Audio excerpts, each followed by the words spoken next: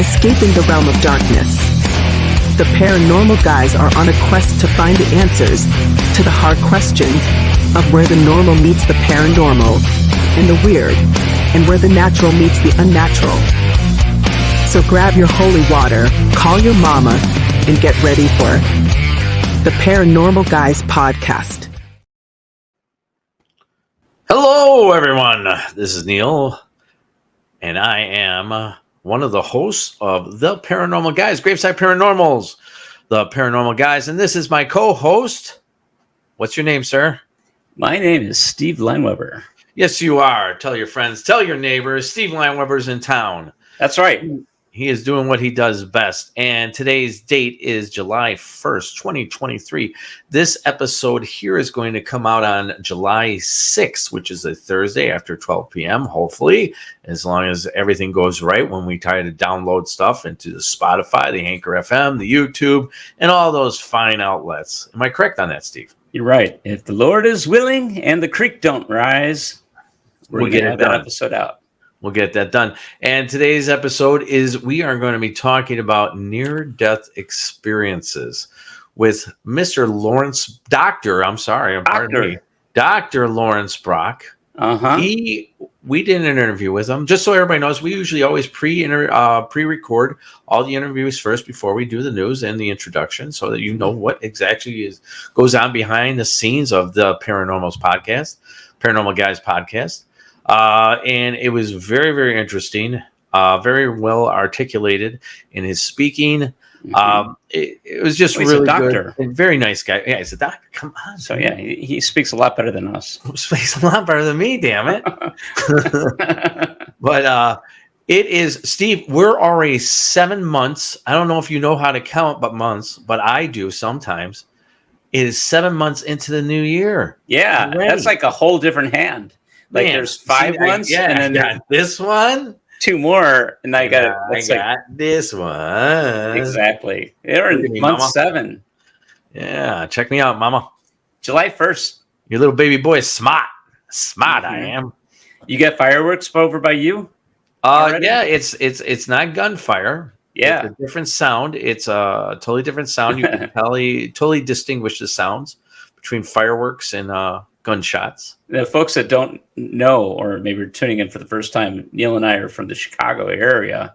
Yeah. And so we're familiar with the everyday gunfire sounds that you hear. Yeah. It's Chirac. Yeah, it's Chirac, ladies and gentlemen. We are in Chirac. But on 4th of July, we're blessed with the occasional M80. A few bottle rockets are sweet.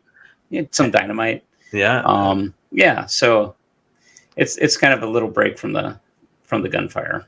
Yeah, just a tad, a little different. But America, live it and love it, baby.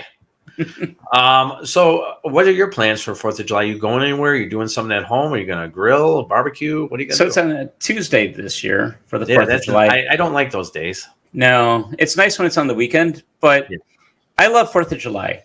Okay. I'm very patriotic, and people who talk to me know me there, and they know I'm patriotic. I love the 4th of July. I love celebrating it, even if it's on a weekday. I'm at the age where I don't drink a lot. I do barbecue. I'll kind of do that. I'm not going to blow anything out this year. Kind of sit back. I live in a neighborhood called Mount Greenwood. Folks familiar with the Chicago area. Mount Greenwood is known to be a neighborhood with cops, police officers, firemen, city workers, teachers, and so forth. The hidden side of Mount Greenwood is that everybody is a pyromaniac. I'm making that up. But no, you're absolutely right. I grew up in Mount Greenwood. I don't live in Mount Greenwood. That's right. But I grew up in Mount Greenwood, and everybody and their brother and their sister and their mother has fireworks. Right. Everybody does, man. They like to blow stuff up. Oh, definitely blow some stuff up, man. There's kind of a hillbilly aspect to this neighborhood in some way. Irish hillbillies? Irish hillbilly, yeah. Yeah, them's are my peoples. It's nice. It's like you don't have to pay for a very like expensive fireworks show. For some reason, like this neighborhood, I'll sit down in my back porch, I'll kick back a little bit, and I got this nice view of the western sky, southwestern sky, and it just lights up with an amazing fireworks show that is literally like thousands of dollars of fireworks just exploding. Oh yeah, man! The people in the community there. By the way, the community is a really awesome community. I like everybody is very nice, and in the community I grew up there, just a great community. But yeah, they go all out on getting this stuff. That's actually what I'm going to be doing today. Actually, the first. I'm actually going out on the Saturday, and I am going to Indiana, and I am going to go blow a whole bunch of stuff up, man. Yeah, I'm going to take my right inside Indiana and buy the stuff legally and blow up some really crazy stuff, man. You got to blow it up over there, though. Well, I am. I'm gonna be on. I'm gonna be at a lake, and you're allowed to do it. And I'm gonna be with family, so it'll be a lot of fun. Hey, just be careful because if you're not, you're only going to be able to count to like July. I'll be like this. If you're missing these fingers, no, I'll be more like this. What month is it, Neal? Oh no! Oh, here goes my nub. Just call me Nubs. I got no fingers to count. Yeah. But I want to wish everybody a happy Independence Day, 4th of July. God bless America, of course, and to all our people out there and who serve. Try to have a blessed day. Thank you for serving for us, the military, the police, correctional officers, nurses, teachers. Yeah, all of you out there. Thank you very much. That's what America is all about. Right. But let's move on now. Let's go on to what we like to talk about is the news. Let's do the news. Roll it if you may.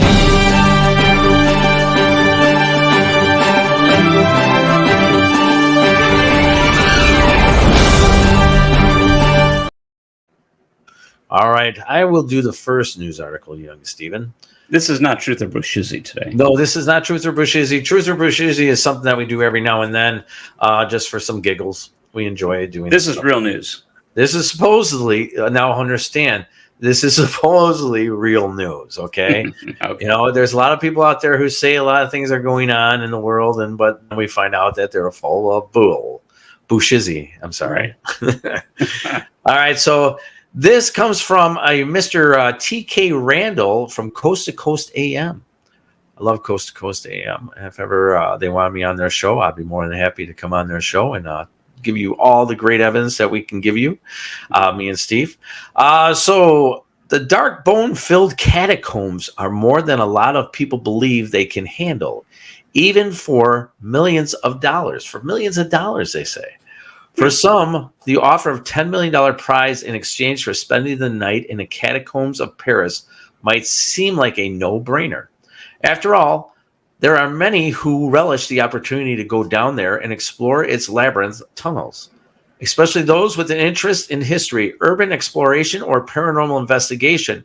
When a debate broke out on Twitter recently, however, a surprising number of people insisted that there was no way they'd spend the night down there, not even for $10 million. Before you decide whether you'd be among them, it's important to note exactly what awaits anyone brave enough to spend the night down in the Paris catacombs. Intended as a solution to the French capital's overflowing cemeteries problem, workers began ferrying corpses to the tunnels in the late 18th century, Steve. So we have bodies down here, catacombs that go miles upon miles deep underneath Paris. And I've actually seen video of, I've heard and seen videos, Steve, of people getting lost in these catacombs and freaking out because they don't know where they're going. Have you ever seen this kind of stuff? No, I'm looking at this picture for the first time, Neal. Yeah. And those are skulls? Yeah, those are all skulls and bones, Steve. Wow. So this whole thing is just full of this? Like dead people? Yeah, this is where they used to bury people. And the thing is that people go in these catacombs and they get lost and they get scared. Think of all the energy that is going there, because to me, I don't think any of these people have been properly buried correctly. Well, that's true. So all the energy. if you had somebody like close to you that died, would you just want to dump them in a place like that? No, it's kind of orderly. Like the skulls are like kind of all lined up. Right. That's nice, but That's nice. It's not where I would want to leave grandma. No. I mean, and think about it. All those bones are there, so the way I'm looking at it, and you think about how I'm about to say this is, so they must have peeled off all the flesh? No, I mean, it'll just fall off. Or somehow, originally, and then they took all the bones, but how did they do all that? I mean, all the flesh had to come off. I mean, it's not like they waited, until, because take, for instance, bodies that are buried, okay? Mm-hmm. And it takes a long time for them to rot and to turn to dust, right? Right. So all these bones here, they were stacked after the fact. Yeah, I mean, they were like restacked. I don't know. They're not at rest. Man, we should really do a special on this. Find somebody who can tell us how this was done, because the way I'm looking at this picture is, did they boil the bodies afterwards where the flesh came off the bone? I don't know. That's a lot of work. I mean, it seems like a lot of work. Yeah. Nature's going to take care of it. Yeah, but how long did it take for all? That's a lot of bodies. That's a lot of bones and heads. Those are a lot of skulls. Yeah, it's not right. I don't know. I don't know either. These people had lives. Yeah, but I've seen videos. I've seen videos of people going down in these catacombs and getting scared, roaming around, being scared, and they don't know where they're going. They get lost. It's really, really weird. So if you were offered, it's super disrespectful. Would you go down in there, investigate with them? No, I totally would. Especially for $10 million. You need $1 million or $10 million to do such an act. I'd do it for like $100,000. I mean, only because for free, man. I'd go for free, but I wouldn't want to say that because I could use $100,000, and they're gonna give it to me. Who couldn't? But yeah, I'd go there. I wouldn't.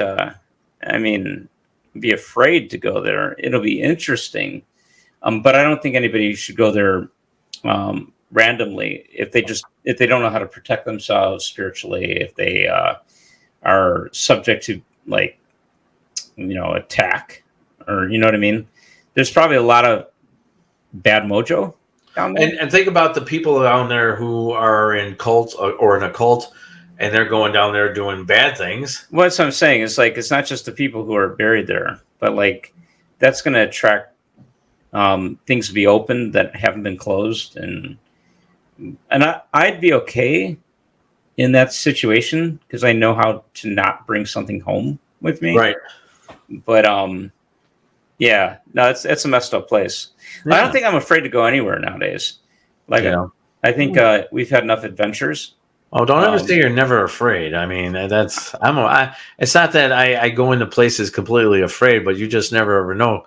I told you a story about that. All of a sudden, I just got that overwhelming feeling. I was in my own house. Right. And you couldn't stop the shake. I mean, you just never ever know when these things are going to happen. Yeah. But the catacomb thing, I would love to be able to do something like that. To go down there. It's Paris. Oh, what? That's why they got planes. No, I bet you there's something like that in the United States. I believe there's something in New York that's underground. Yeah. Almost kind of similar to it. That people do go underground in New York City, sub-levels. Mm-hmm. Please send us an email if you know anything about that. I'd be more than happy to, or send us an email about the Paris catacombs if you're knowledgeable in it. We'd be more than happy to have you on and talk about it. Yeah, that'd be a great episode, by the way. Yeah, that would be awesome. All right, so Steve, what do you have for news today, my fine? Well, it's not so much a bunch of dead bodies and stuff, but it would definitely get rid of the flesh. Ooh. I have a story. Please tell it. In the news today, it's about Terminator, a flamethrower wielding robot dog, Now, if this doesn't get your attention, I don't know what would. Neal, I've been talking to you about robot dogs for a while now. Mm-hmm. I really think we should get one for our tours to do investigations. But this takes it to a new level. There's an American company named Throwflame, and they just recently unveiled its latest product, Terminator, the world's first flamethrower-wielding robot dog. Nice. Yeah. Robot dogs have been around for a while. And in countries like China, they're actually competing against each other. And it turns out that these four-legged robots are more than lifeless pets. For example, Throwflame, a U.S.-based company specialized in flamethrowers, recently showcased the world's first flamethrower-equipped robot dog, dubbed Terminator. It has a high-performance flamethrower mounted on its back, and it can shoot flames up to 9 meters in front of it. What? Yeah. According to the Throwflame website, the Terminator also allows users to remotely shoot flames anywhere they want. And, okay, so there's this platform that I've been talking about. It's called Unitree Go 1. And Unitree Go 1 is this robot dog platform. It's completely programmable. Okay, so imagine this. You got this like, it's like the Boston Dynamics robot, but thousands of dollars cheaper. This thing is like $3,500, and you can like, you get the development kit platform, and basically that allows you to use Java and all this other stuff to like program it. And now you got AI. So there's a lot of things that you could possibly do with a robot dog, but a flamethrowing robot dog is just next level. So the robot dog would be something great at like barbecues. A flamethrowing robot dog? No, a bunch of little wieners. Can you imagine like cooking some hot dogs? Cooking some hot dogs? I mean, who comes up with ideas, and why the idea? What is the reason of coming up with the flamethrower thing? The only thing I can think of now, is like when you have wildfires in forests, like Canada. Like Canada. We just had one here in the Chicagoland area where we got all the smoke from Canada. It came south. It was crazy.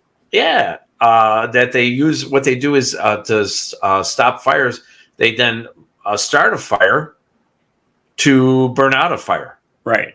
So that's the only thing I can think of, other than, if we went to medieval times and we started just go back in time to medieval times and we just start burning people at the stake and stuff like that. Is it wrong to want one?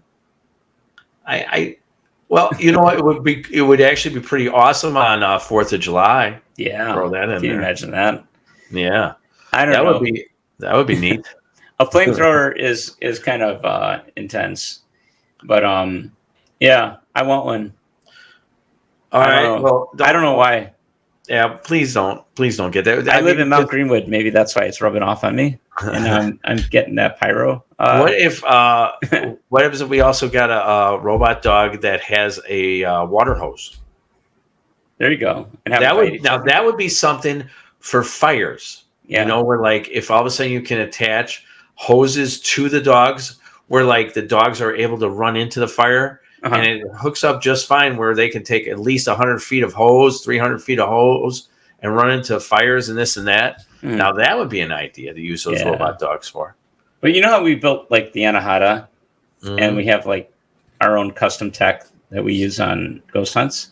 I really want a robot dog that has like a Anahata built into it. Like it'll be different than the Anahata, but the same principle. But also has EMF detector, it has EVP recorder, it has all of the gadgets that we need on an investigation, but it's a robot dog. Well, I want you to know, young Steven, that we are only 5 months away from Christmas. Yeah. And if you play your cards right, Santa Claus might get you that fine gift for Christmas. If we do super well on our tours in October, I think people would be so amazed at what we do with this robot dog I want to bring the robot dog with us on our tour. Can you imagine a bus and we're just like going through the Southwest side and doing our haunted tour, but we got a robot dog with us that's going to go out, get off the bus, walk around the cemetery, take pictures of everybody, detect things with an EMF. Yeah. Have the Anahata on it. I hear you, like an Anahata built inside. I hear you.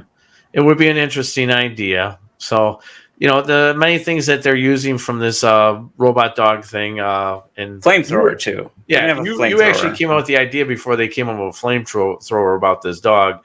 I remember you were talking about this in February. Let's get a dog, and we're going to throw everything inside this thing, and it's going to be our new toy. We need a flamethrower. Oh, dear Lord. Well, ladies and gentlemen, I want you to go to GoFundMe.com. Yes. To help with Graveside Paranormal, the paranormal guys out to build the ultimate paranormal, supernatural robot dog. We're going to spray paint it black, too, jet black. Yeah. Now, think about this, Steve. We actually could do a GoFundMe.com. Want to? We should. Leave a comment. If anybody listening to this thinks that we'd actually be able to do it, let us know in the comments. And if we get one comment that says we're gonna put it together, what the hell? We'll do it. I promise. To buy a robot dog for Steve, so he can have a great Christmas this year. But I'm gonna make it so cool for everybody, and maybe we won't throw the flamethrower on. No flamethrowers. I guarantee you, no flamethrowers, ladies and gentlemen. All right. All right. So, Steve, moving on. I am going to be at Mr. Chris Fleming's Paracon, Pop-Up Paracon Midwest Paranormal Conference, Saturday, July 8th, 10 a.m. to 7:30 p.m. Now, I met Chris Fleming a couple weeks ago, and I'm going to tell you something, dude. But I was a vendor right next to him, and number one, he's very good at art. Yeah. He had his own vending thing over there, and I was talking for very nice guy. I mean, he speaks with everyone. He's just a very humble type person, just very, very nice. And we were speaking for quite a while. Just once again, just a really nice guy. So me, Sue, and Kylie are going to be out there representing Graveside Paranormal and the Paranormal guys. I recommend people go out there. You're going to have Mr. Sam Moranto, who's Illinois director of Move On, who has been on our thing before, been on our podcast. Sam's awesome. Archbishop Christina Rake, who's been on. Christina Rake. Yeah, she was on our live that we did earlier in the year. We love you're going to have Mr. Dave Schrader from the Holzer Files. I mean, come on. Nice. And all these other fine ladies and gentlemen who are going to be on there. You're also going to have Father Maganot from the Demon House. Zach Bagans did that for Ghost Adventure. Yeah. That was in Indiana. I actually met his assistant at Jack's event. Right. And I was sitting there talking to him for a while. Very interesting guy. I'm sorry if I totally forgot your name. It's just I'm not thinking right now. But very nice guy. He's going to be on a panel there, Mr. Father Michael. So I recommend people to go. I think this is going to be really nice. It's going to be in Woodstock, Illinois, 121 West Van Buren Street, Woodstock, Illinois. 698 is the zip code. So get your tickets. All right. That's so cool. Steve, we haven't done this in a while, but I'm going to review a couple of movies, and then we're going to take it right into the interview. I think these two movies are really, really good. The first one, The Pope's Exorcist, and I'll explain why I think it's good. Number one, The Pope's Exorcist with Russell Crowe in it is kind of bull, but at the same time, if you want to be entertained, like Hollywoodized movies, and he did a great job as acting. He did an excellent job. He was Father Gabriel Amorth, played by Russell Crowe. He is chief exorcist for the Vatican, battles Satan and innocent possessing demons. A detailed portrait of a priest who performed more than 100,000 exorcisms in his lifetime. So this is based off a true story of Father Amorth. So it's a very interesting, but once again, it is Hollywoodized and it's very entertaining. I walked away out of 4 boos. I'm giving it 3 boos. But boos are good. Boos are good. Not like Boos boo, boo bad. Not boo bad, but that's our saying around here. Boo. So I give it 3 out of 4 because it is very entertaining. And the beginning of the storyline where he meets this young man, I think it was a young man or a young lady, and he tries to get this demon out. It goes back to the time of it's reflective of the time when Jesus met this one man who had a demon inside of him, and he told the demon to leave, and they went into a bunch of pigs and then flew off the mountain. I mean, they ran off the mountain into the sea. They were a demon called Legion. Legion, if I remember correctly from the Bible. Yes, correct. And there were many. And then he cast them to the pigs, and the pigs ran off the mountain. Yeah, and so Legion survived that, by the way. Mm-hmm. And they didn't die with the pigs. No, but it was amazing, the whole story. If you watch this movie, The Pope's Exorcist, it's like a Conjuring type kind of Hollywoodized kind of movie, yes, but there's always some kind of truth to what they're talking about. Mm-hmm. So I give it three boos out of 4. What would have made it better? What's that? What would have made the movie better for you? What would you give it 4? If they would have.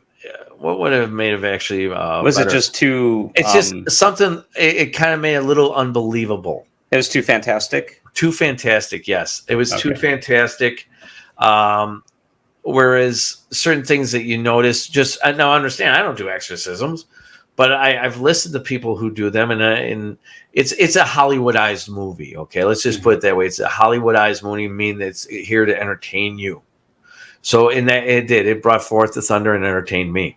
I enjoyed it. Like John Wick?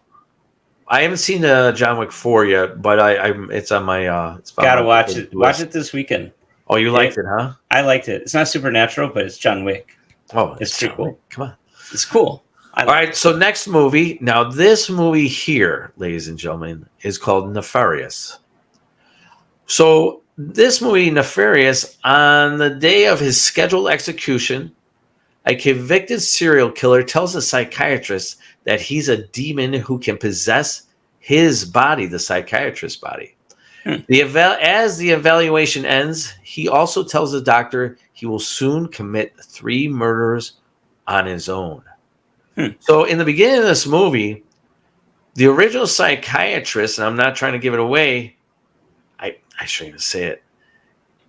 Somehow he's not there anymore, and so now this other psychiatrist comes into meet Nefarious, who is played by Sean Patrick Flannery. I'm going to tell you something. This guy, Sean Patrick Flannery, he should actually get an award for this movie and his acting of Nefarious. Now, what it is when a demon has a body and someone is possessed, every demon has a name. And this is his name, Nefarious or Nefarious. And this is his name. And he's proving to this psychiatrist that there is a demon inside this guy who is up for execution. I recommend this movie so well because the dialogue between the psychiatrist and the demon is so good. They touch upon subjects that are going on today in this world. During their dialogue and their back and forth. It is, I sat there, and I'm actually going to watch this movie again. I give it 4. Where's this movie? What's that? Where can I find it? You can find that on Prime, Amazon Prime. It's so good, man. I mean, it really is. And so I recommend this movie out of all the movies that are out right now. I recommend this. It only made $5 million. See, what I was told is that a lot of Hollywood tried to keep it under radar because they didn't want people thinking of what maybe demons are, how they get around, and what their true meanings are, and what's really going on in the world. But at the same time, they have to tell you. Yeah. It's the lesser magic. Yeah. It's not magic, Steve. But to them it is. Yeah. It's a thing called lesser magic. If they tell you the truth, then karmically, they're not really responsible for what they do. I mean, we talked to, we had the whole conversations about gematria and all that, and we get the conspiracy theory and everything. But That's interesting. I'm going to check it out. I'm telling you, ladies and gentlemen, watch the movie Nefarious. It's a very good movie. I give it 4 boos out of 4. Excellent movie. Up next, Dr. Laurence Brock is going to be coming in. We're going to talk about near-death experiences. So stand by, ladies and gentlemen. Boo. Hello there, this is Betty, and I'm here to tell you about Graveside Paranormal, the YouTube channel for all things paranormal. As someone who has been in the entertainment industry for many, many years, I've seen and heard some amazing things. But nothing quite compares to the mysterious and intriguing world of the paranormal. That's why I'm such a big fan of Graveside Paranormal. The hosts of this channel are 2 normal guys with a passion for all things spooky. And trust me, they deliver. From ghost sightings to UFO sightings, they cover it all. And the best part? They make it all so much fun. So if you're a fan of the paranormal or just looking for a good scare, I highly recommend subscribing to Graveside Paranormal. And don't forget to hit the bell icon so you never miss a single episode of the Paranormal Guys podcast. So what are you waiting for? Subscribe now and join the paranormal party. I'll see you there. Boo. All right, Steve, we're back after all those nice announcements that we had in the news. Steve, we are going to talk about near-death experience today. Exciting. What I did was, like a lot of people know, or if they don't know, we try to get a lot of guests on the show. That's what we try to do here at the Paranormal Guys podcast. And I think we have a very interesting guest on today. Let me give a little background on him because we're going to be talking about NDEs, near-death experiences. Dr. Laurence Brock has had a private practice for over 35 years. His journey of learning to heal has been a journey of self-discovery. Dr. Laurence had a near-death experience following a horrific car accident in 1976. Dr. Brock's certifications: he's a doctor of spiritual science, certified polarity therapist, certified human dynamics bodywork practitioner, fully accredited CNAR, I hope I'm pronouncing that right, therapist, master of spiritual science. He is an ordained minister. Cool. Near-death experience, postgraduate advanced ministerial counseling. Mr. Laurence Brock, welcome into the show. Dr. Laurence Brock. Dr. Laurence Brock, Neal. pardon me. How are you today? Thank you. Hello, Yeah, Doctor. you can just call me Lawrence. I do like the education part I like, but Yeah. I'm just a person, so you can call me Lawrence. That's Thanks for being on our show today. Thank you. Yeah. Like I said, I just had a really nice feeling about you guys, and I really trust my intuition. Good. I appreciate that. Truly. Yeah, I truly do. Now, Doc, you had a near-death experience in 1976. Yes. But before that, did you ever have? I always try to ask some of the guests: have you ever had anything before that thing happened in 1976? Have you ever had any paranormal or supernatural activity that ever happened in your life? Yes, definitely. The thing that was definitely very clear, and so sometimes I even wonder if I'm seeing dead people and I don't even know, because sometimes, like this time, I knew this person wasn't alive anymore because it was my grandfather who passed away shortly before that, and I was in a movie theater in Manhattan, and I was sitting like on the side of the theater, like in the 10th row, and I saw this person from the back in the front row. And my grandfather was a unique looking guy. He always wore a cowboy hat and a really nice suit, and he was big. So he was like 6'3", but also really big, more weight than he probably wanted to. So, and I thought, wow, that really looked like him. And it was on you nowadays in New York City. If you saw someone in a cowboy hat, you wouldn't think it's so strange, but back in those days, but he didn't have the cowboy hat on when I saw him, but it was sitting next to him. And I walked around front and it was him. And I didn't even know what to do. I just walked right by him. I thought it for a second. I was with my brother. I said, "Did you see Pop in the front row there?" And he just said, "No." And I don't, just that I didn't totally freak out about it or, make that big a deal about it, I guess was a foreshadowing of my comfort with all that kind of stuff. I had other things happen when I was younger. Again, when you're young, people just dismiss your imagination. But looking back, I saw there were these little beings that would be around me sometime. Okay. When you say little beings, the reason why is because you just mentioned the word little beings. What did they kind of look like? They looked like little babies that were around me, flying around basically. Oh, okay. All right. Yeah, almost like cherubs, kind of. Okay. All right. Sounds good. And so that takes us into 1976. What time of year was it that you had your first near-death experience? It was in the summertime. Summertime. So you take us through that.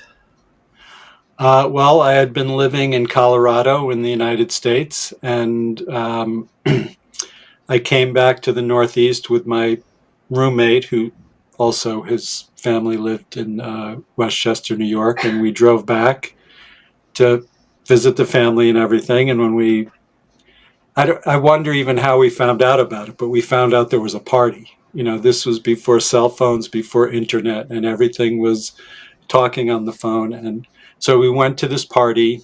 So we drove back. He went to his family's house. I went to mine. I borrowed my mom's car. It was a Ford Bobcat, these little cars. And we went to the party. We were drinking, smoking pot, and probably doing some other. There you go. Things that were the devil's lettuce back in the 70s were, part of normal life for me. Yeah. And so it was kind of funny because there was a young lady at the party who I kind of liked, and but the party, the house was crowded with music and really having a good time, and I kind of pretended that I was too high, or I thought I was pretending to, and so I could leave my car there and go back and flirt with her the next day. Nice. And so I had my friend drive me back, but almost at my parents' house, I realized my sister needed my mom's car the next day. So I said, drive me back to the party. He protested a little bit. I explained I was kind of acting like I was higher than I thought I was. He drove me back. I went in and told the young lady, she was my age. Now she's a young lady to me, but, right. And I do remember going in to tell her that. And then I remember walking towards the door. Again, the house was really crowded. So it was kind of working through a crowd. People were dancing and everything. And, I still have that vision in my mind. And it was a little too colorful and a little hazy, like when you drink too much and a little too high. So now, if I was ever like that, I would not drive. But no, you didn't really think about it back in those days. People were driving drunk all the time. Yeah. But the next thing I remember, I don't even remember actually walking out of the house. I'm kind of getting a glimpse of it now, and I wonder at some point I probably will remember. But then I was out of my body looking. I was in the white light. It was nighttime out, and I was looking. The car was smashed so much that you wouldn't think the person survived in there. My body was leaning against a tree like this, and my legs were out, and a cop was crouching over me. In my experience, again, it was dark down there. It was all white here. Behind me, there was a big circle of white, a different shade, and within there was like a silhouette of a full body silhouette of a man. It looked like, with another shade of white radiating off of it. The time, I don't know how long it was. It felt like there was no time. The feeling of it was really the thing that really impressed me. Like, it was just this, always trying to figure it out, but this loving, warm, like, even I say it, this energy starts to come in. It's like being outside. I live near the beach, like being on the beach on the perfect temperature day, where you feel it on your skin. Mm-hmm. And again, I don't know how long it was. Everything seemed to make sense. It was like I looked at the car, it was fine. My head was smashed open, it was fine. And then the being behind me said, "You have to go back. Your father wants you to stay." Again, it seemed fine. Sometimes people say, "Could you say no?" I didn't even, like, everything just seemed so perfect. The world there, everything. I went back in my body and came 2-3 days later in the hospital. So this, you woke up 2 or 3 days later. Yep. How long after the accident do you think that you felt that you were out of your body for? And your timeline thought. Yeah, I really have no idea. Yeah. So it just felt like, I don't know. See, I say it and like it's almost like the air stands still around me, and that's what it was like. So when I try to think of that, it just my mind expands, my energy expands, my heart expands, and that's like then it's like your question. It doesn't even matter. So it's a different perception totally. Now, when this happened, at the moment of it happening, and then you first saw this figure, do you remember, and I want you to really think about this, hearing any other noises? Like any snapping or popping? No, I didn't have any of those things that sometimes people say. I knew when he said, your father wants you to stay, that the father was God, not my physical father. That was my question. Was he talking about your father, earthly father, or the heavenly father? Sometimes people try to convince me he was really talking about my earthly father, but I know it was God Father. So nice. You know what? I was on the same. I'm not on the same thought. I thought maybe your father, as your dad, wanted you to stay. How we all have children, right? So the majority of us all have children, and such the expression of the emotion for your children and your love. That you're like, you went out. You were a young man at the time, and my son, he's 22 years old, and I know he goes out. So I stay up late. You know what I'm saying? Yeah. And I sit there in the lazy boy or whatever, watching TV, because you want to know, because your emotions for them are so strong. I wanted to know if maybe the projection of your father's, as your dad, emotions are so strong that maybe that being in the next ethereal realm knows that. Mm-hmm. That's not my understanding, but I know what you mean in a certain way. That love, that the feeling that I had there, the closest thing to it is the love for my daughter. That's for sure. She's 18 now, and just that feeling, and I get a similar feeling when I think about her. So, it's just, and so yes, and my mental so this was in 1976. No internet. There, I never heard a near-death experience. Right. Knew nothing about it. I had read autobiography Yogi, but really my thinking about it was more Star Trek than Yogananda. Oh, okay. Yeah, I can get that. I can understand that. Now, how long did it take until you started researching about it? Another really cool, it still happens. I just meet people. So something happened. So I went back to Colorado after I was somewhat physically better. My mom convinced me and bribed me to come back east and work in my dad's company. I was sitting in my apartment and someone knocked on the door. Again, now if someone doesn't text ahead of time, I assume it's an Amazon package or, something like that. And there was this beautiful woman at the door, and she said her sister was someone I knew in Colorado, who's one of the people I mentioned my experience to. And I could mention my near-death experience, but I wasn't even using those words. This woman said, I heard some cool things about you, and I want to introduce you to someone who teaches about what happens after we die. And she introduced me to this Sufi sheikh, and then I started to learn about it. So when I started researching was after that. Like, I didn't even know enough to research, I didn't know what to make of it at all.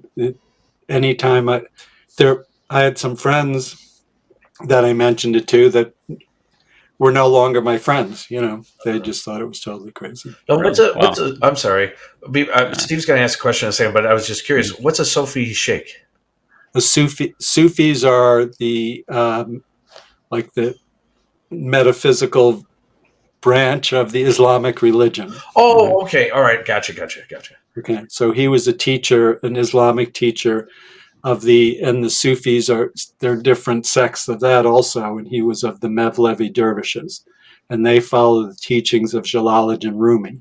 So Rumi, the poet that has a lot of little poems. He's also written books, and he was a spiritual teacher. Okay. Steve, you got any questions? Yeah, I kind of want to just go back for a second to the being that told you that your father wants you to return. Right, I'm paraphrasing the words. Yeah. Can you describe that being, and what do you was that? Was the being familiar to you?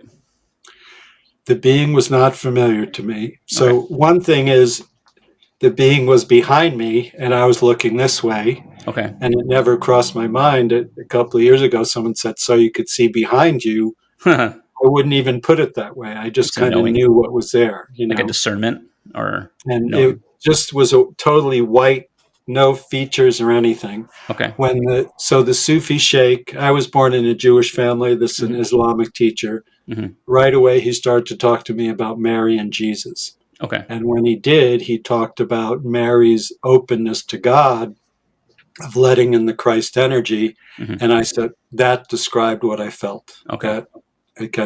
Then he started talking about Jesus, like, whoa, that being behind me was Jesus. And that's when that rings true to me. And still to this day, when I say that, there's something kind of giddy inside of me, and I feel this energy. And that's, nowadays, it's in TV shows. I mean, you have was this going on in the 19th? Probably some, but it wasn't like all over the place. Right. Yeah. So you believe it was the energy of Christ or Jesus? Yeah. Nice. Okay. Definitely. Very interesting. Did you notice? I'm sorry, Steve. Go ahead. So as time has gone on and you've talked to other people, they've come to you. Other people have shared their near-death experiences with you. Yes. And you find that, what do you find personally as kind of like a commonality in your experience and experience of others? Like some of the main themes. Yeah, the part of that we can't describe, that loving, is probably the thing that's, well, I haven't talked to anyone, but I mean, I've read some things online where people have dark experiences in their near-death experience. I never spoke to anyone, but it seems like even those people come out of it knowing about this love. And the closest thing, the love of our children, I would say, on this planet is probably the closest thing to that. Wow. Huh. Now, did you notice that when you did come back after the 2 or 3 days in the hospital, I'm assuming you were there even longer, but that your mind opened up more? So the biggest thing that happened is I had no idea what happened, and I needed to find out. And I started with the Sufi sheikh, and he started calling me a sensitive, and I really learned a lot from him, even beyond. But over the years, sometimes I get like a hit, like, oh, wow, I'm realizing something now. And I was kind of shown that in my near-death experience. I just didn't get it. So, how to meditate better, even the healing stuff. But I think the part of not knowing was really a gift for me, because I've learned so much. It seems like some people have the near-death experience and it's the end-all answer to them. To me, it's more like the question. And still there's more. And I know that there's more for me to learn. And so I try to find teachers that know more. That seems to be the quickest way. I study, but those are books and stuff. And the part of not knowing, I think, was really the biggest thing for me. Right. It's Go ahead, Steve. I got a question about how common is a near-death experience for people who have gone through. I guess it's hard to say if somebody died and was brought back, right? Yeah. And I just imagine it seems like more and more I hear people talk about experiences like that. As I get older, people I know have had more opportunities to be put in situations where, either it might be surgery that didn't go right, or an accident, or what have you. I do hear a few people talk to me a little bit about an experience like that, because I kind of know I'm into the paranormal. They feel more comfortable about it. I'm just curious if it's a common thing. That is it something everybody's going to go through? It definitely seems way more common now. It's almost like fashionable. So I don't know what percent of people have it. I read things on Facebook in the groups all the time. Sometimes people say, "Oh, I was, declared dead, and they didn't have a near-death experience." So, but I also wonder if, my memory of what happened is just a limited part of it. So I think each person kind of gets what they need to get. And, sometimes I say if I was paying it, like I had that thing of seeing my grandfather, I had other spiritual experiences. If I was paying attention, I wouldn't have had to crack my head open, to like a knock in the head to get on track here. You know what I mean? Right. So sometimes people just need that. Yeah. What an odd thing to imagine. Being at peace and seeing your head cracked open and your car a wreck. Yeah. And at the same time being at peace with it. It's I can understand that the only way you might be able to achieve that is if you're in the presence of something heavenly and comforting. Otherwise, if you're attached to your body the way we are, as I am right now, like I don't want that to happen. There's part of us that panics even at getting a little splinter. Right. Or the mere thought of, our mortality might send somebody into a little internal panic. When I work with people, I really get in that space, and it's kind of easy to look at their life in that way, but it's interesting because then when I'm not working, it's not quite the same, but even then I can think about things in my life that might disturb me, or, we're talking about our kids. If, anything's wrong with my kids, it's like, I got to take care, something in me kind of panics like that. But would you say you're, I'm sorry, go ahead. No, go ahead. I was going to say, did you also find that your belief system in Christ became stronger? Was it strong at first? We always had a belief, and did it become stronger after the fact? Well, when the teacher talked to me about Mary and Jesus, it was like a shift like this, because again, I did not know what to make of it, but it was just this white light was there, and going, oh, I know what that is. And it kind of gave me more permission to connect into it. Mm-hmm. So just knowing, so this teacher had a near-death experience, and a lot of his other students did also. So it was like a group and we didn't even use that word. We studied the Tibetan Book of the Dead. There was this book about death by this guy, E.J. Gold, who was kind of a crazy teacher who was very wise, but kind of wild and crazy kind of thing.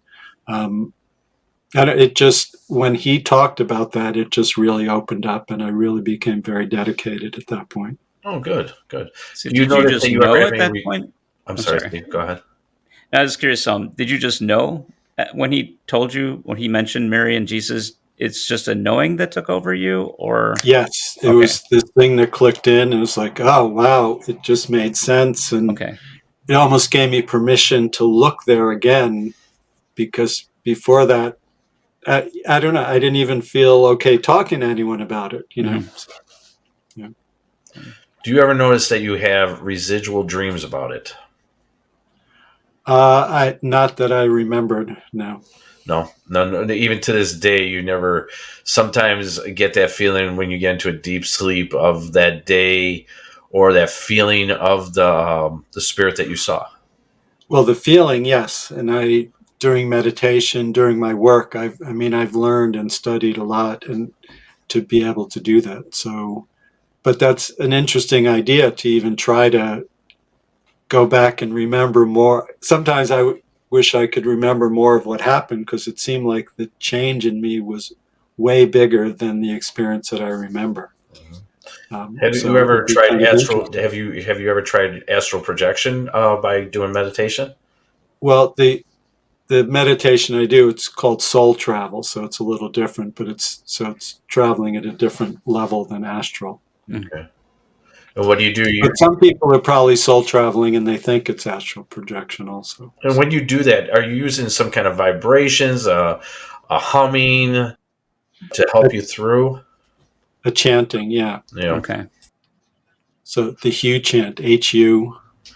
Yeah, I actually have some meditations on my YouTube channel. One that's basically what I do, called the Basic Soul Meditation, that people can learn how to do for themselves. Yeah, because so some focusing, you call in the light. Mm-hmm. Usually I ask for the light of the Christ, but not always. And then focus on your breathing, doing the chanting, and then listening. And then the sound comes in.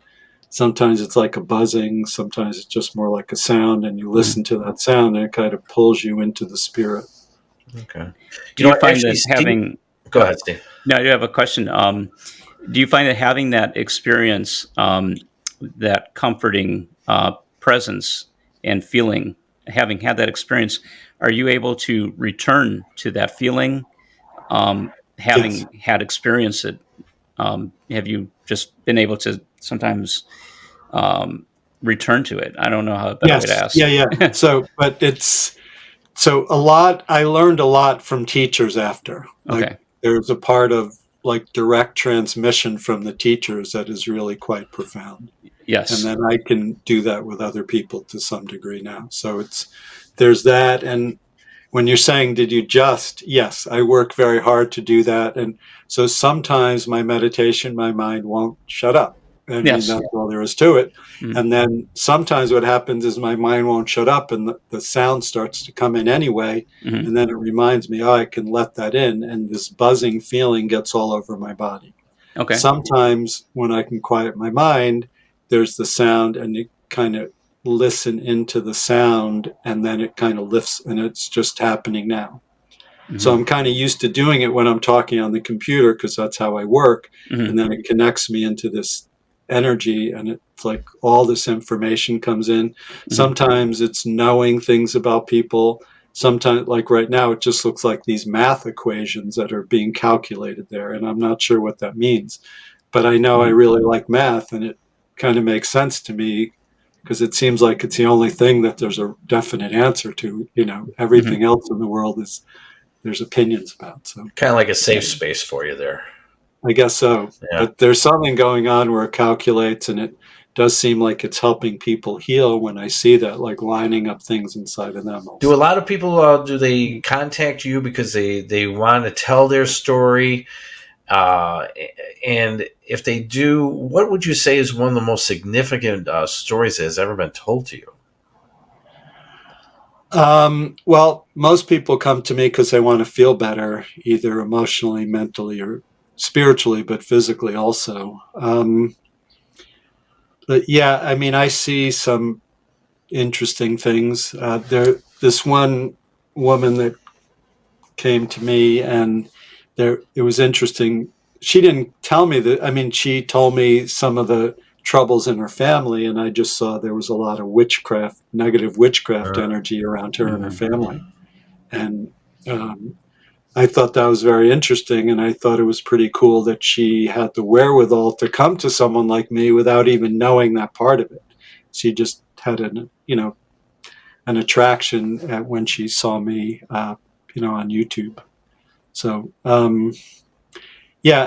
some people do tell me they have near-death experiences, but and sometimes people say, "Oh, it was just like yours." Those are more of this kind of stories I hear. A funny story. There's a friend of mine who, for years, I did an exchange with a body work, and she set up for me to do a talk at the local Unitarian church. And sometimes when I talked to her about the spiritual things, it's like she almost made a face like, "Oh, how ridiculous." Yeah. So I was going there because she did Traeger work, which was it's this very gentle form of body work. Mm-hmm. And she set up this talk, and then she said, "Oh, I can't come, but you should ask people if they've had the same experience." And she started to tell me she would have out-of-body experiences all the time when she was a little kid. And I said, "Why didn't you tell me this 10 years ago? I've been seeing you like every week for 10 years. You never mentioned it." So, yeah. But I guess she started to feel comfortable about it. It was interesting. I think it was the 90s that I actually started reading books about near-death experiences, like reincarnation stuff. Mm-hmm. Have you heard a lot of stories about when people do pass and they're in a near-death experience, but they're getting a little further than you?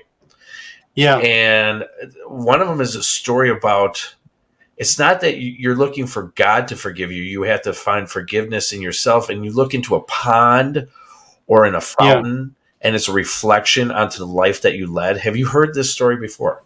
I've heard stuff like that. Yeah. Okay. Yeah, because I mean, for me, everything was forgiven. Like there was no process to have to go through. It was just everything was love and forgiveness, and I was good. Everyone who I didn't like was good. Everything was good. My family, the dilemmas, 20 years old, there's a lot going on in your head about life and stuff. It just, everything was okay. Yeah, I don't think at 20 years old that you have to go and reflect in a pool. But I think some guys might. Some guys might. I never know. Hard life, you never know. But I always found that interesting how when you're growing up, when you're younger, you're always told that, well, God has to forgive you. And if you were part of a Christian faith, Catholic faith, that you need forgiveness from God. But then you find out there's a different story to it. And it actually made more sense to me when I read some of these people's stories, because I started noticing a correlation of everybody's stories were kind of the same, whereas they all had to go in front of this pond or this fountain, and no matter what, they had to find it in themselves to forgive themselves and move forward. Well, that would make sense. I mean, usually in this physical reality, that's what people need to do when you're judging someone else. And I tell my clients that all the time. Really, you got to look for what you need to forgive yourself about. Sure. I agree with that. And feeling that level of forgiveness may have also been a lesson in the power of forgiveness in general. So as you go on and deal with other people, and you remember the forgiveness that was bestowed upon you, I think even the Bible somewhere, it says, go and forgive.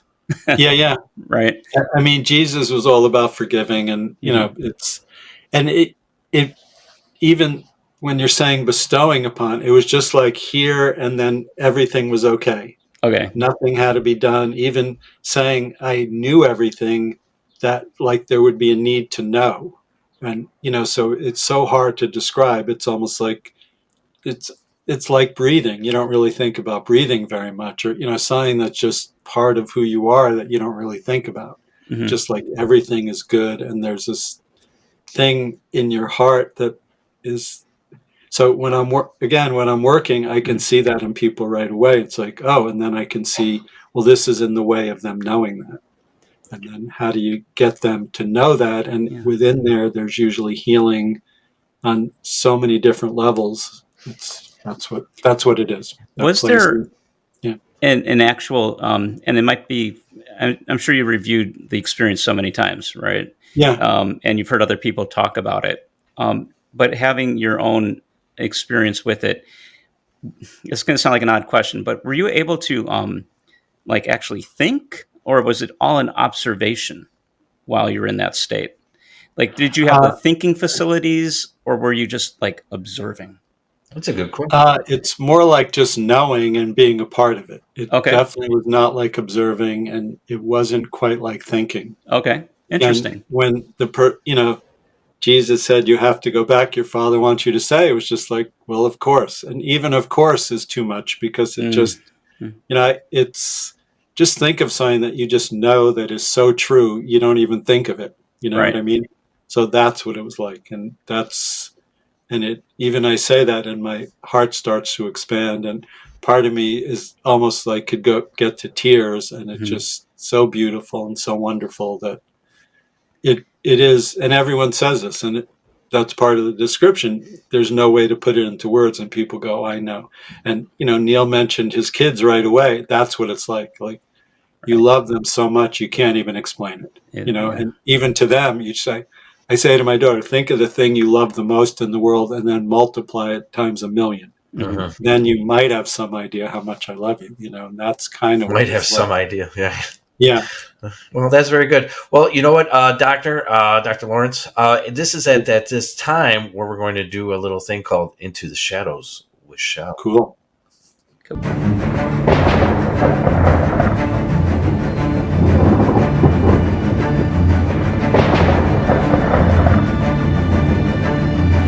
Attention all lost souls. It's time to get into the shadows with Shell. Visions Unveiled by Shell Ward. In rushing waters, a precious life did teeter with a bold woman, a brave whitewater cedar. But fate's swift current swept her astray into the realm where shadows hold sway. The river's embrace, a perilous dance, her fragile breath caught in nature's trance. Yet, in that moment of peril and strife, a glimpse of eternity transformed her life. A near-death realm, ethereal and vast, where mortal bounds no longer held fast. She floated above like a soul unconfined, in realms unseen, where destinies entwine. A celestial light so radiant and pure beckoned her closer with a divine allure. With every heartbeat, love's essence grew, as whispered voices from beyond she knew. Visions unveiled, a life's tapestry unfurled, her joys and sorrows, and a precious fragile world. In that sacred space, time seemed to be. She pondered her place in eternity. With grace she returned, reborn anew, from depths untold, the truth she drew. Her spirit kindled with purpose imbued, to savor each breath, then gratitude pursued. She walks with thankfulness, her soul aflame. In every moment she cherishes her name. For the river's grasp and her spirit's flight awaken her being to a higher light. In the river's dark embrace she found her way. Through near death's veil, a new path to stay. A woman reborn with a tale to tell of love, resilience, and life's eternal spell. And now, back to the Paranormal Guys podcast. All right, we're back. Michelle, once again, thank you very much for that wonderful poem. Always a very good one. Back to Dr. Brock. One question I have is reincarnation. We recently had other guests on, and we were talking about, I kind of find that reincarnation, near-death experience, they kind of collaborate some sort of way. They are. It's a similar thing. Right. Yeah. Now, do you believe in reincarnation? Definitely. When we die, and I'm just asking your belief, do we have a choice or do we get reincarnated right away? My belief is there's more than one part of us, and some of us, like our soul, takes a longer time to reincarnate. What I call the basic self reincarnates pretty quickly. Your question again is coming from the physical level, where there might be a thought of not wanting to be here. But from our spiritual part, it's like this is like a playground, and it's like being in a movie, and you come watch, and then our spiritual part of us can observe the movie from inside without our conscious self even kind of knowing about it, which is kind of funny. So when we finish, it's kind of graduating from school, and then at some point we get to graduate, but I don't think the part of us that we're talking about has a choice in the matter. Okay. Right. If you got anything. We were talking to David and Carla about reincarnation. Yeah. And on an episode we've recorded prior to this one. It's fascinating. I asked some questions about, is everything in the same order in terms of chronological order? Like, can we reincarnate as someone in the past? And is there like a timey-wimey, does time exist? That type of thing. A lot of, different thoughts. We're kind of bombarded with like a lot of different concepts coming from movies and books and stuff, and imagination can run wild. Their take on it, and I can understand. It makes sense, is that things do go in a chronological order, that there's sort of like how I describe it, there's a timeline in spirit. So when I'm looking, so a lot of times when I work with people, I see things that are from past lives. And the purpose is to clear things up in this lifetime. And then by seeing that, Sometimes there are things in the future to clear, very rarely, but once in a while. So it is kind of like seeing a future life in a certain way. Interesting.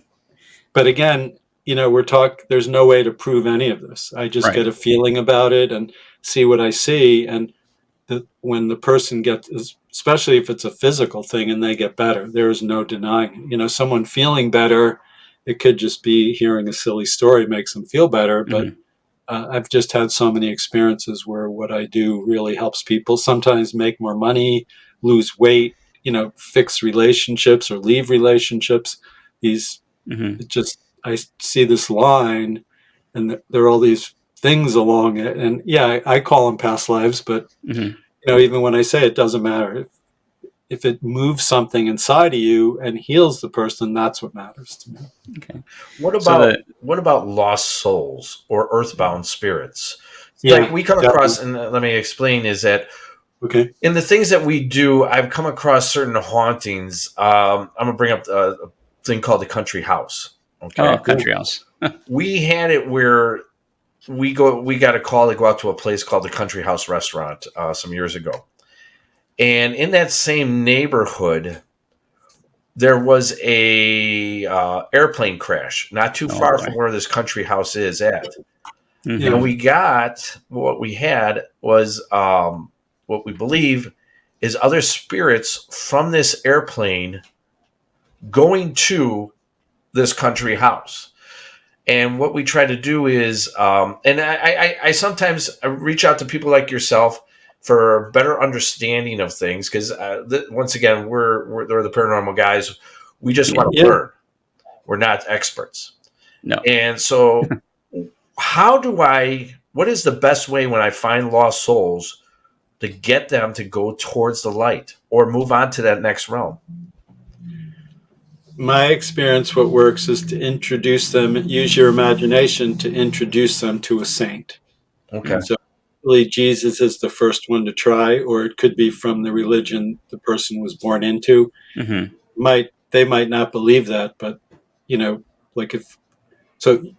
usually when I'm doing something like that, I'm talking to my client and they're asking me about one of their past relatives. So the client might not feel any connection to the religion they were born in, but there's part of we're just connected. And the way I describe it is having those saints is like a path to God, whatever you believe. Sometimes I talk to people and they're like, "Oh, I'm just spiritual." I say, "Yeah, but you got to kind of believe in something to connect really into the spirit." And usually it's through a saint. So,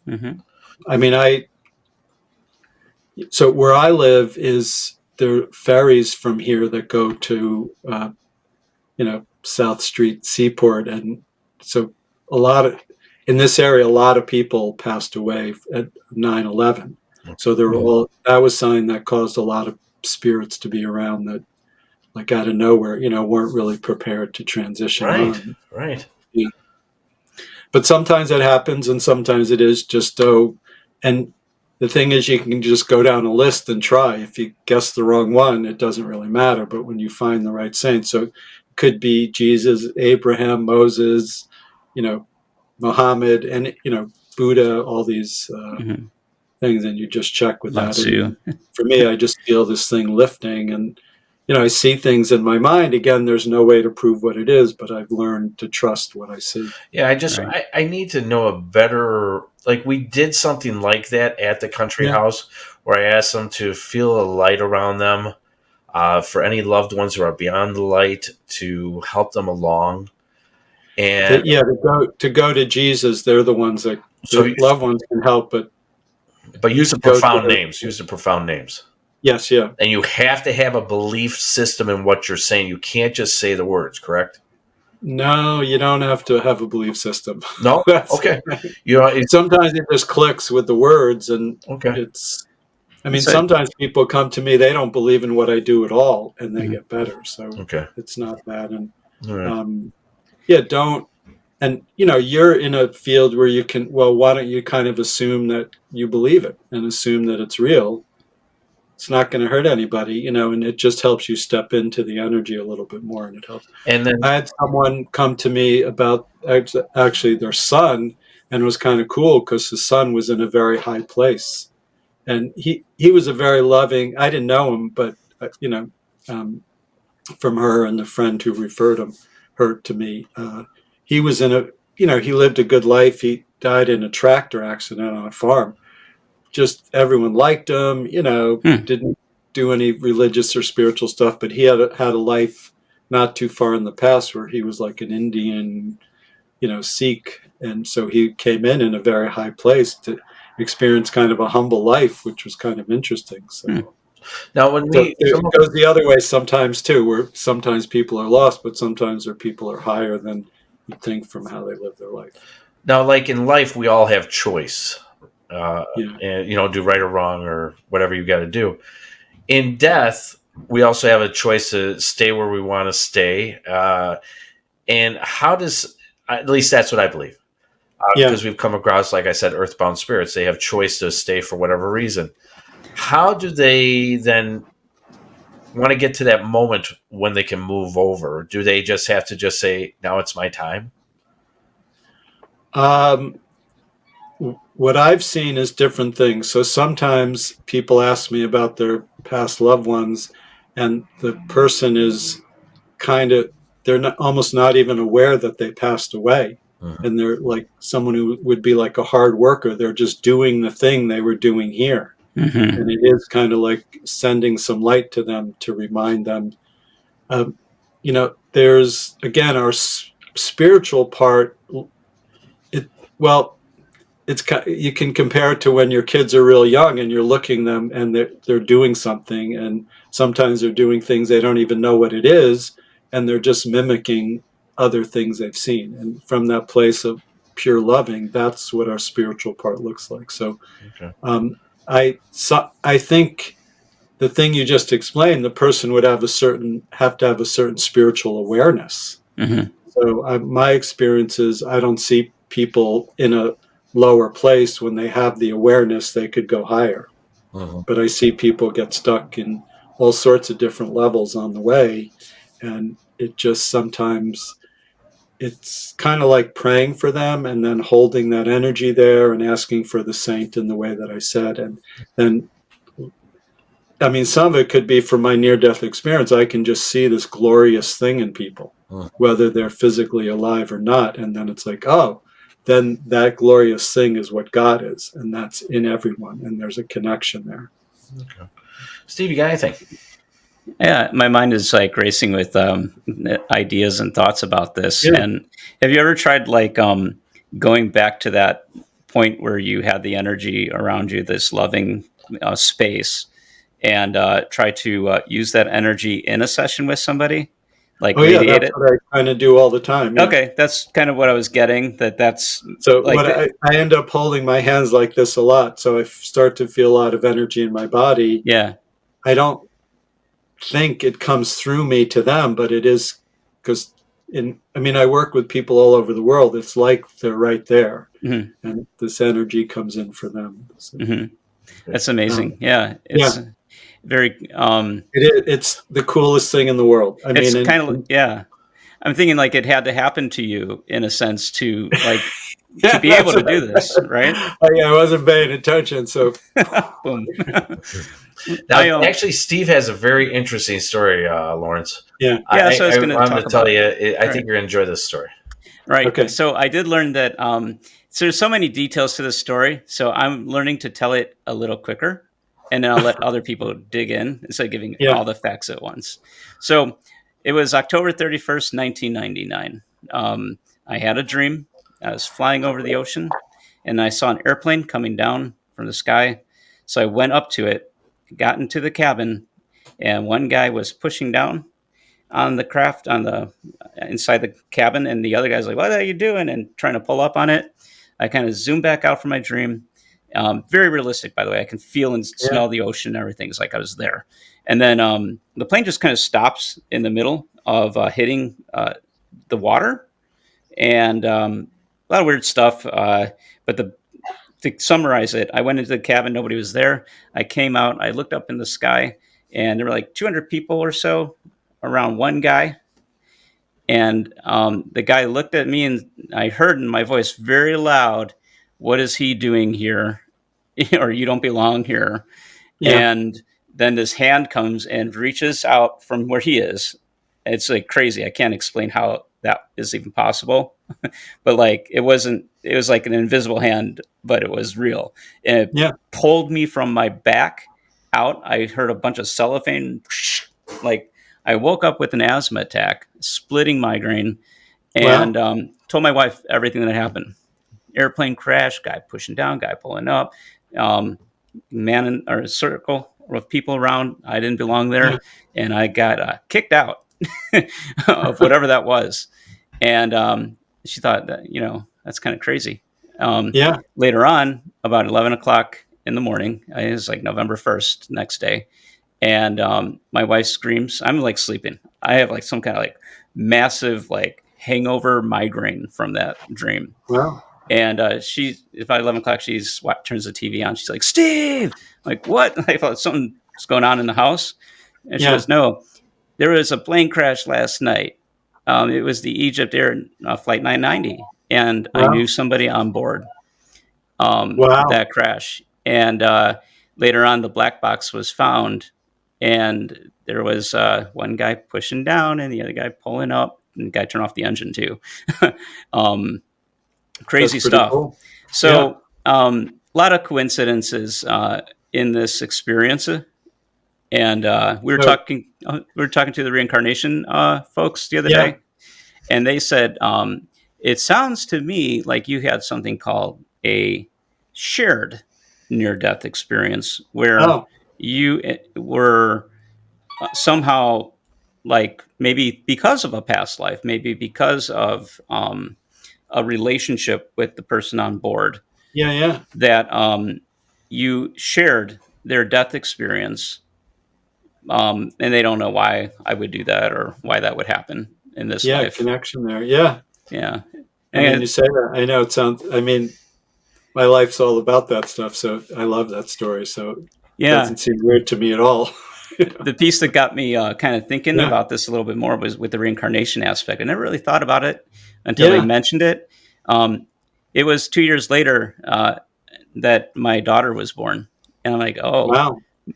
I've never felt as close to anybody but my daughter, and my wife. So now they got me thinking, maybe there's more to this story. So my daughter's going to walk by in the back because she ordered some food and it's here in the nice. Door. You got to eat, kid. That's totally fine. So she was sitting there waiting. And when you mentioned your daughter, she got permission to. Nice. Yeah, no worries.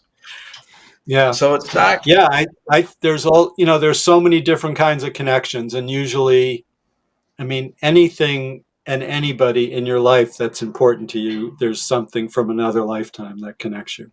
Right. I never found that not to be true. So Neal and I are probably really close to you. You've had many past lives with them. So let me ask you. One of our final questions is. Okay. And I don't mean to sound like morbid or anything like that, but you can. Are you looking forward to one day? Nobody wants to die anytime soon, right? Yeah. Are you looking forward to one day feeling that feeling again?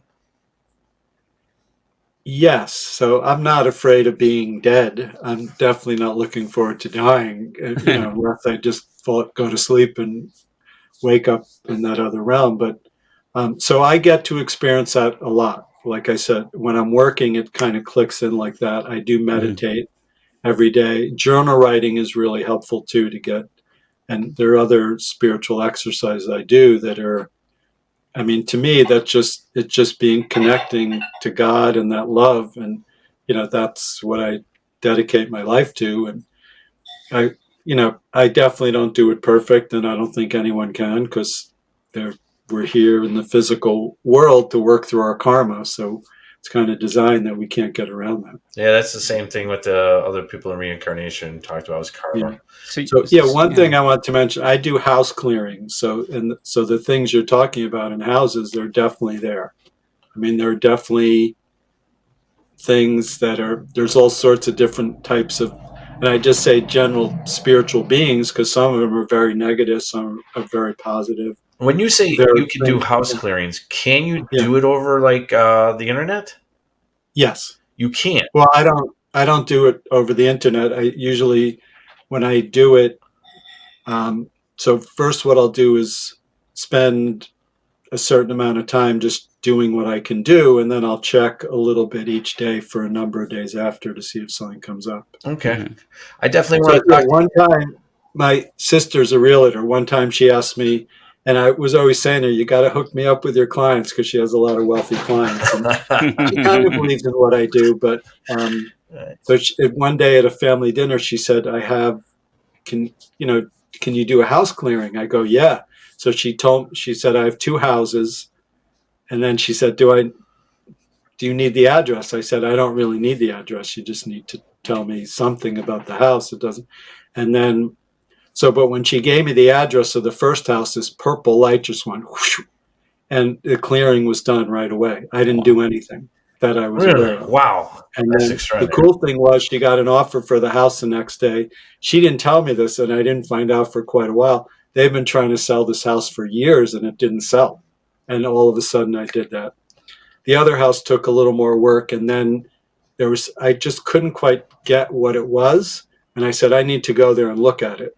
And so I went there, and I saw basically that house had too much bright white energy around it, and the rest of the neighborhood was not like that. So it was kind of freaking people out when I went there. That's wild, so I had to kind of tone the energy down a little. Like that wasn't a negative thing. But sometimes I see there was this house I cleared. They're having a lot of plumbing problems. And there are these things called elementals that go in the earth and with underground water. And something was off with the elementals. And elementals they're not positive. They're not really negative, but we can ask them to help us, and they will. They kind of have to. And so I did what I needed to do, and it lined things up with the elementals. And then miraculously, like in a week, the plumbing problems were fixed that had been going on there for a really long time. That's cool. Those things are just that's very interesting. Steve, do you have any final questions before we go? I have probably questions I could keep us on for a long time. This is an amazing subject. If you want to do that. Just go ahead. What did you have another question then, Steve? Yeah.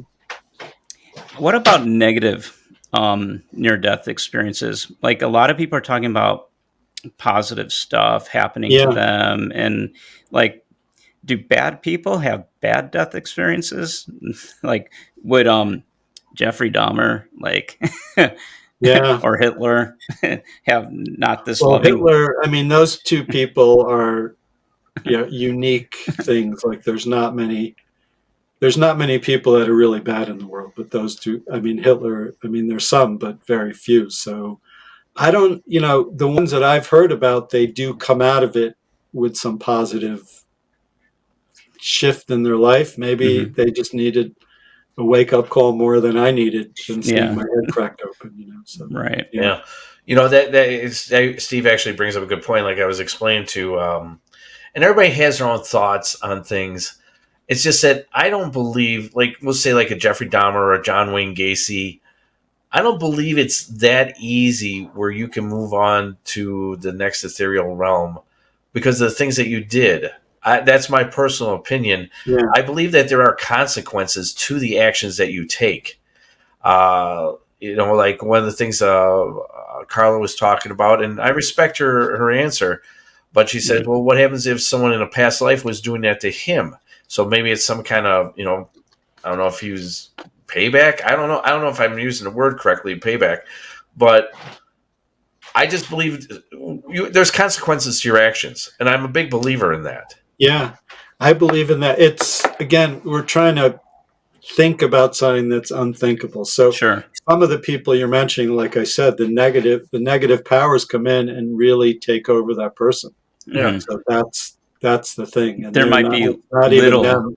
Like Hitler was not, that was just the evil coming in, really. We're kind of like a lot of things like that. It is saying that there was karma anything where you have to learn stuff, but it's hard. I don't even know how to put some of it into words, because some things do seem to be balancing something from another lifetime that you're doing something. But if you're stuck in that negative loop, you still want to get past it. You don't want to, I mean, living with that, I mean, just imagine living in that negative place, no matter, how terrible that must be. You know what I mean? So in a certain way, that doing that and living that would be its own punishment. Yeah, because I do know that there is evil. I know that there are such things as demons, but it's not like, and I explain it quite a bit, is that it's not what you see in those movies, but these things do exist. I know that they exist. Yeah. And it'll disrupt your everyday life, and it influences what you do. And I explain it like this. I explain, speaking engagements that I'll do, is that it's slowly we open up a small little door. We open up a door just a little bit, and slowly these things start to come into our lives, and that door gets wider and wider and wider to the point where it's very hard to close that door. So I'm a big believer that these things do exist, and the influence from them will cause certain good people, very good people, do very bad things. Yeah. And so I get to see some of the demons and the entities. Those are the negative. There's a lot of different negative things. Luckily, the positive things can win out in most cases, but it is sometimes, when it's like in a movie, it's obvious. When it's the subtle thing and it slowly happens, and then all of a sudden something's really off, and then you could look back, and I compare it to like having a piece of furniture. When you get it, it's new, it starts getting old right away. And then all of a sudden, 10 years later, wow, this looks old. But, 9 years later, so it's kind of like, these things start to affect you, and then, it can really mess you up. It's a ripple effect. It's a ripple effect where it affects you, it affects everybody in your whole life. Yeah, definitely. So here's a weird question. Yeah. In death, in the moment of death, is it possible that, say that we're all like kind of a combination of good and evil, and there's good and evil. In death, is the good part of us split from the evil, and that good part is what experienced God and Christ, the experience of love, where you could look at yourself, not have an ego about it, not be, wanting to go back and like, oh my God, I've lost all this stuff. I'm, the earthly bond to here, maybe an evil spirit side of you. And all you're doing is that good and evil splits, and this part of you that's good goes into this near-death experience, and maybe there's a little holding on for some people of evil, and they have to have that life review in order to let it go. That would be a way to look at it. Yeah, I mean, it could be a matter of semantics, but when I'm talking, when I say who you are and you and me, that good part is what I'm referring, but there are other parts to us, some that are, kind of in the middle, and then the negativity comes in, but I don't think of people as that negativity. Okay. It comes, and there are demons, there's the devil, there's all these, things, Lucifer, these negative things in spirit that come in, and they're kind of looking for openings in us when we're caught in the negative thoughts and anger and these negative emotions, and then they'll just kind of sneak in. And like Neal said, there is kind of an opening, and that's why we want to live a good life, be of service, take care of our kids, do those things that are, try not to identify with the influences, try not to make that part of your identity. Because like those, maybe at death, you're split from those influences, right? And then who you really are, is like, oh, I just know that. Well, our soul, who I'd like to think of as who we are, but we don't really. We're more of thinking of our conscious self. Right. Yeah. Yes. Well, Doc, yes, your description is pretty good. So good. Well, Doc, that's actually all the time we have for today. Okay. And Sounds good. Once again, I appreciate you replying to our email, getting on here with us today, taking the time out. We truly do appreciate that. And like I said, this will be out sometime soon. We'll be more than happy to send it out to you. Can you tell us how people can get a hold of you to be able to conversate with you or email you. And please. Well, my website is laurencebrock.com. So there's links to my YouTube on there, TikTok. There's my email. There's an appointment scheduling thing on there. That's the easiest way. My people can text or message me on WhatsApp at my phone number, 732-567-6388. My YouTube is Dr. Laurence Brock. Those are great ways to get in touch with me. Good. Yeah, there's a lot of great videos on my YouTube of interviews have done, classes I've taught. Some of my techniques and meditations are on there. I've made videos specifically. Yeah, I was on your YouTube channel the other day reviewing it. Yeah, it looked really good. So once again, Steve, do you have anything to say before we leave? Thank you so much, Dr. Brock, for spending time with us. This was fascinating. I learned a lot, and you got me thinking about forgiveness.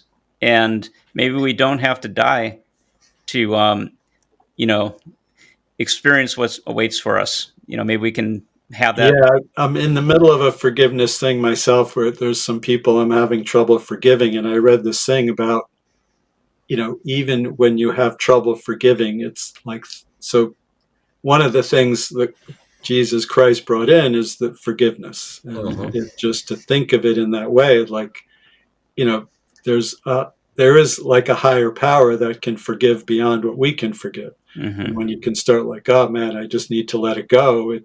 I'm humanly not capable of doing some of these things. And when you can hand it over to God, your higher power, whatever you think of in that way, it's, so it's really helping me the last couple of days to get over some of my judgments about a couple of people. It's good. If I may, about forgiveness for a second, for something else that I do, I actually talk a lot about forgiveness. And I think forgiveness is something you never ever forget the actions of what someone's done. It's never to be ever forgotten, but you have to find it in yourself to accept who that person is and just accept who or what they are. Yeah. And then you find forgiveness, and then you will grow even bigger and better because of the forgiveness that you're able to do, you shared with them. And hopefully that individual then will be able to share with someone else. I'm a big believer in forgiveness. To never forget.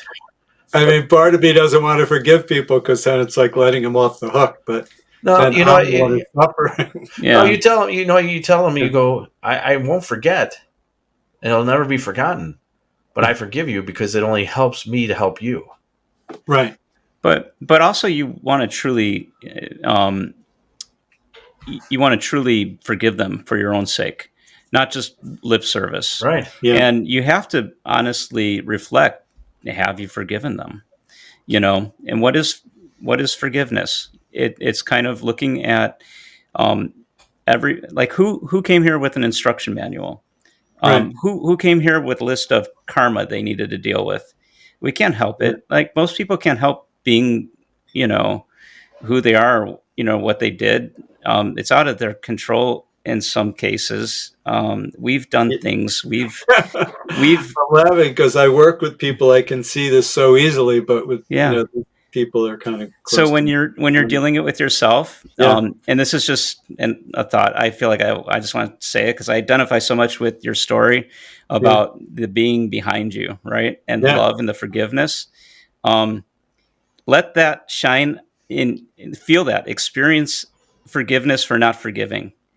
Just let that flow through you. What a great idea. Yeah. And I think it'll work out. I think you'll surprise. I forgive myself for not forgiving. That's a great one. I love it. And then you'll probably even forgive the person because it's all, because I think if you let that spirit just resonate in you for a little while, forgive yourself for not forgiving. Yeah. Everything will fall in place. And let the forgiveness fill me up. And right. We talked earlier on about really the forgiveness is for myself, Yeah. You want to know what's nice about this, gentlemen, is that it's the day before Easter Sunday, and we're able to talk about stuff like this. Right? Which is always very, very nice. And with that being said, ladies and gentlemen, thank you for being a part of the Paranormal Guys podcast. And as always, boo.